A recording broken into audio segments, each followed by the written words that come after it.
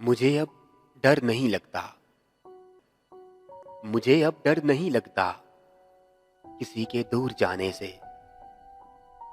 ताल्लुक टूट जाने से, किसी के मान जाने से, किसी के रूठ जाने से। मुझे अब डर नहीं लगता किसी को आजमाने से, किसी के आजमाने से, किसी को याद रखने से, किसी को भूल जाने से। मुझे अब डर नहीं लगता किसी को छोड़ देने से, किसी के छोड़ जाने से। ना क्षमा जलाने से, ना क्षमा को बुझाने से।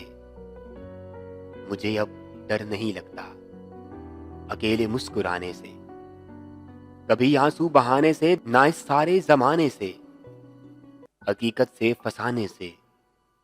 मुझे अब डर नहीं लगता किसी की नारसाई से, किसी की पारसाई से, किसी की बेवफाई से, किसी दुख इंतहाई से।